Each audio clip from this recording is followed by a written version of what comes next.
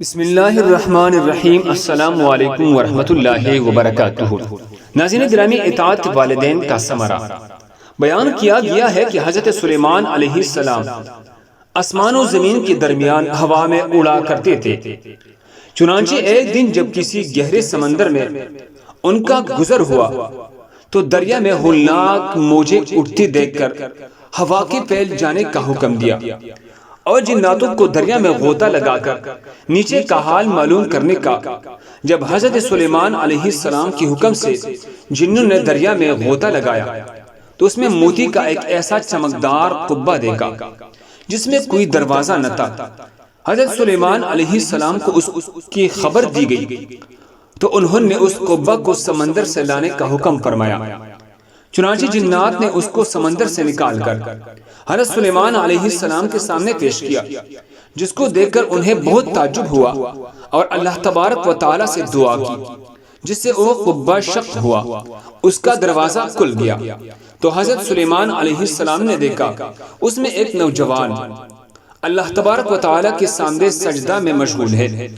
تو حضرت سلیمان علیہ السلام نے اس سے دریافت کیا کہ تم فرشتے ہو یا جن؟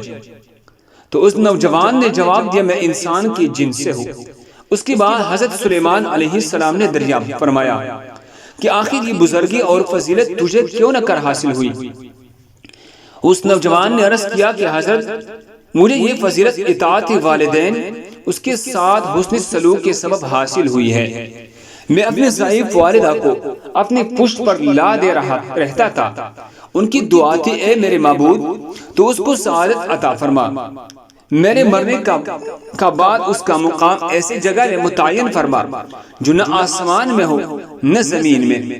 چنانچہ والدہ محترمہ کے انتقال کے بعد جب میں ایک دریا کے کنارے گھوم رہا تھا تو میں نے سفید موتی کا ایک قبہ دیکھا۔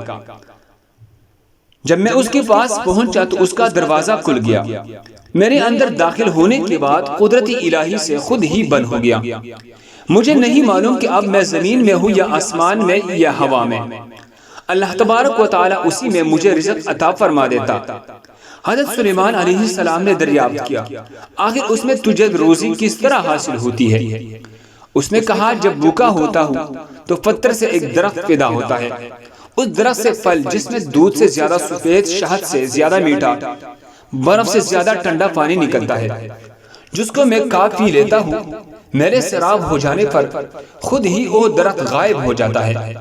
اس کے بعد حضرت سلیمان علیہ السلام نے دریافت فرمایا، اگر تم اس قبہ میں دن اور رات میں کیوں نہ کر امتیاز کرتے ہو؟ تو اس نے جواب دیا کہ جناب، جب صبح صادق طلوع ہوتی ہے تو یہ قبہ سفید ہو جاتا ہے، غروب آفتاب کے بعد اندھیرا، پس اس ذریعے سے دن اور رات کو پہچان لیتا ہوں۔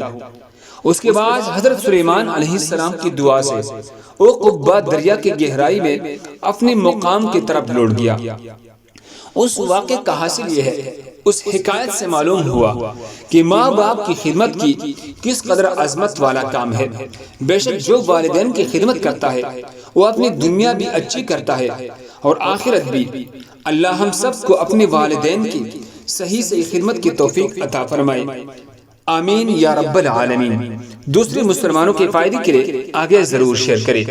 مزید خوبصورت واقعات کے لیے ہمارے چینل کو سبسکرائب کریں۔